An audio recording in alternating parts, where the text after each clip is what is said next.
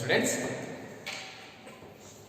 In the last video we discussed about magnetic moment, that is dipole, magnetic dipole moment, and moving coil galvanometer, and as well as conversion of galvanometer into ammeter and voltmeter, right?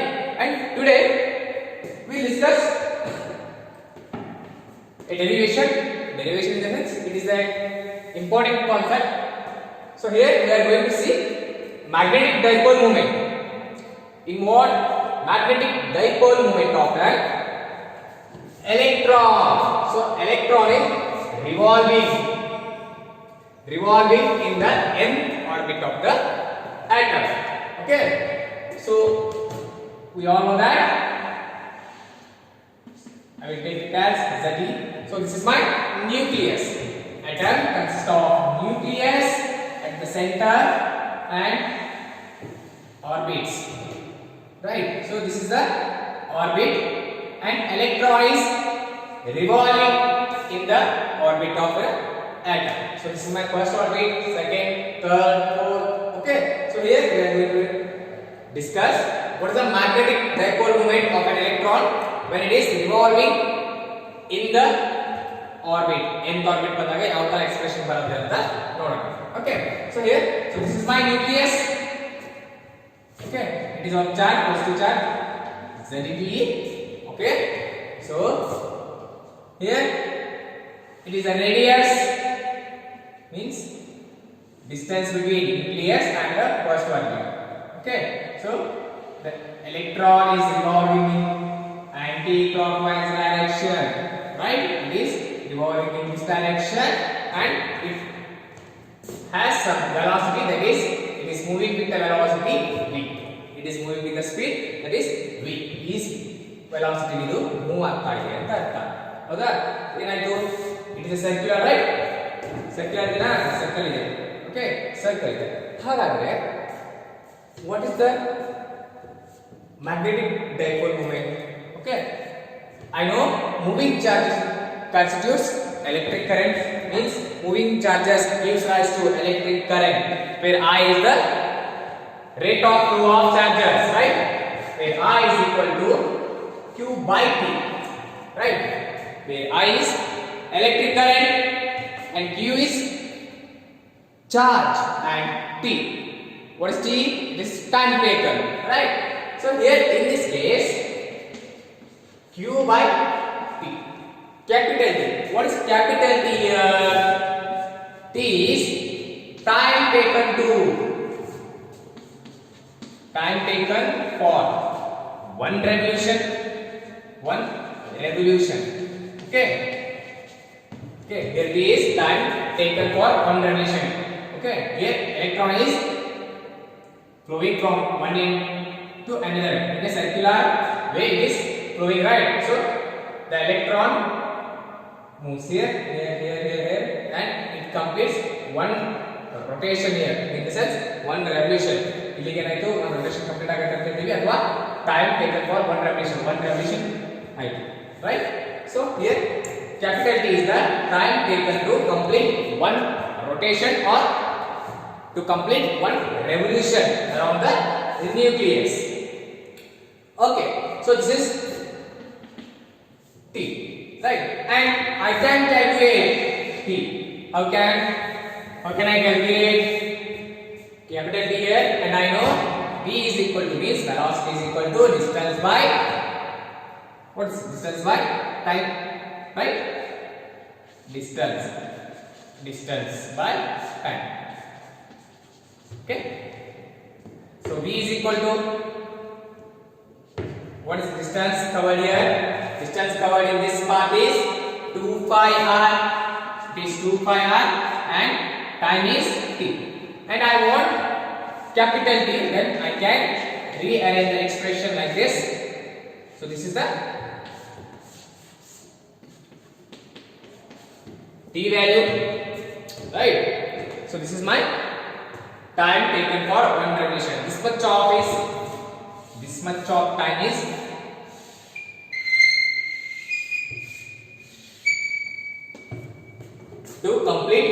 one rotation. This time E is equal to 2 pi r divided by V is the time taken for electron. Time taken for electron to complete one revolution. Right? It is around the nucleus. ಈ electron ಇದೆ ಇಲ್ಲಿಂದ ಇಲ್ಲಿಗೆ ಬರಲಿಕ್ಕೆ next ಇಲ್ಲಿ ಬರಲಿಕ್ಕೆ time ಎಷ್ಟು ತಗೊಳ್ತು. So this is capital T. Next substitute T value in equation star. So then you get like this. I is equal to, right, Q by what? Q by T. Okay, it is B 2 pi R. And here my charge is electron, right? Here charge is electron, and I can write Q, right? Here I can write E instead of small letter q. Okay, next. So this is our current. Means these moving charges will constitute electric current, right? Okay, moving charges ಏನು ಮಾಡ್ತವೆ produces electric current. Means the rate of flow of charges there, and the moving charges will produce what? Current, right? Rate of flow of like that, you will get current here. Okay, next. Okay, so this is equation number 2,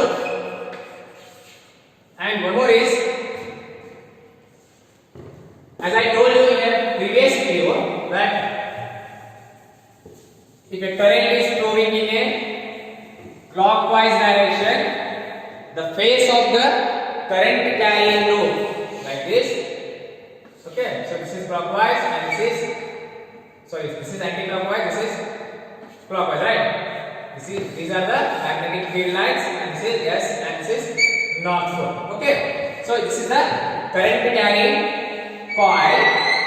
If the direction of current is anti-clockwise, then the phase of the current carrying coil is acts like N pole. If the current flowing in a coil is clockwise, then phase of this current carrying coil behaves as S pole. Okay, so that means here also the electrons are flowing, right? So here also electrons are flowing in a circular path. Okay, so then here also you can see magnetic movement. Magnetic movement means here the dipole moment is there, right?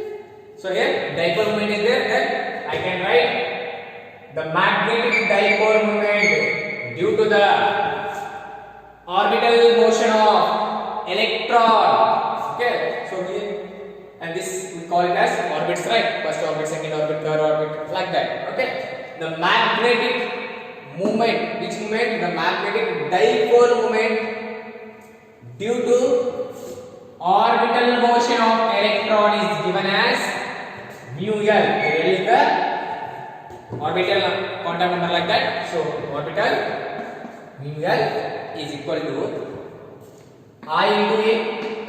Okay, for magnetic dipole moment we have, it's a product of current flowing in a coil and the area of coil.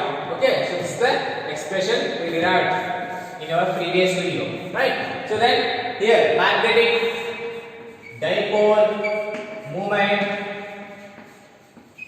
due to orbital motion of electron. Okay, so this is mu L is equal to I into A. Next, substitute I value here is EV divided by 2 pi R. Next, what is area? Here A is the area of coil. Okay, here area of coil is pi R square. Here area of coil is the area of like this circular orbit. Okay, so it is pi R square. Pi and R get cancelled, right? So then the remaining factors are E into V and R divided by it is 2. Right. Next, what I'm going to do now is I'm going to multiply and divide by ME. That means EVR by 2. Here I am multiplying ME and dividing by ME. What is M subscript E? Okay, so here M subscript E is the mass of the electron. Okay, mass of the electron. So it is around 9.1 into 10 raised to minus 31 kg. Okay, next. By rearranging the equation, I can write E MPR by 2 subscript E. Right. So then what is this? Okay. Here MPR is a known formula. We know that in our previous class. In the sense, in your previous class 11, you have studied this one. What is this? Here we know that L is equal to mvr, m into v into r, where m is the mass of the electron, v is the velocity of the electron, r is the this radius. Okay, next. What is capital letter L here? L is the angular moment of electron. Angular momentum of electron. Okay. As linear momentum is there, so if the body is moving in a linear way, so then we can get linear momentum there. If the path of the body is circular motion, or if the body is in rotating motion, then we can see angular momentum here. Okay, so L is equal to mvr. Next, substitute that value here. Magnetic moment, magnetic dipole moment due to orbital motion of electron, mu L is equal to E by 2 m subscript E into L. Okay, so this is the expression for magnetic dipole moment. Okay, and I know here what is here? It's the angular momentum, right? Angular momentum, right? So according to Bohr's postulate, the one of the postulates says that electron can only revolve in that orbit whose angular momentum is integral multiple of NH by 2 pi. Okay, whose angular momentum is equal to integral multiple of h by 2 pi. Okay, so this is the postulates we have seen in Bohr's postulate, right? So then it is E by 2me into NH by 2 pi. Okay, mu L is equal to NEH divided by 4 pi me, right? It is 4 pi me. Then I can write what is m here? What is m here? Here m is mass of electron and h is the Planck's constant, and E is the charge on electron, and pi is a number and 4 is a constant. Next, n is what is n? N is the number of orbit, first, second, third, fourth. Like that, it is the number of orbits. Okay, so then mu L is equal to n EH by 4 pi m into E. Okay, so this is the expression for magnetic dipole moment of an electron revolving in the nth orbit of the atom. Okay, suppose if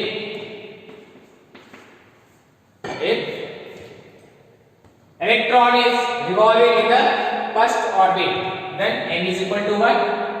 The equation becomes 4 pi m e. Okay, so this is also called as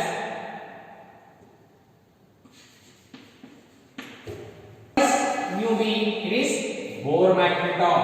Here you are seeing one more word here, it is Bohr magneton. Okay, what is Bohr magneton here? It is a constant value. Why it is constant? Charge on electron is constant, Planck's constant is constant, and H4 is constant, phi is number, and the mass of electron is constant. So this term is constant. So here this term we call it as Bohr magneton. Okay, so Bohr magneton anta ಹೇಳ್ತೀವಿ. And I need to know what is gyromagnetic ratio. What is gyromagnetic ratio? Okay, so this is mu L, right? E by 2 me into L, right? So mu L by L is E by 2m. So this is a expression for gyromagnetic ratio, and it is also constant. Why it is constant? E is charge on electron and me is the mass of electron. Okay, it's the specific half charge. Okay, specific half charge. Okay, charge by mass ratio, like that. Okay, charge by mass ratio, specific half charge. So gyromagnetic ratio is defined as, it is a ratio of magnetic dipole moment to the angular moment of electron, or we can say that magnetic dipole moment of an electron to the angular moment of the electron. So it gives us the constant value. So this is our gyromagnetic ratio. Gyromagnetic ratio. Okay. So this is all about magnetic dipole moment of an electron revolving in the nth orbit of an atom. So first here we have to choose an orbit, and it is electron is revolving in an anti-clockwise direction, and r is the distance between orbit and the center of the nucleus.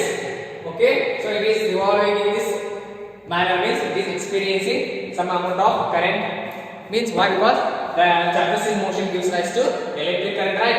So here it is, we are getting some amount of current, and I is equal to q by t. Q is the charge here, so electron is our charge here, so I can replace q with I. Okay, the next is T. It's the time taken to complete one rotation or one revolution.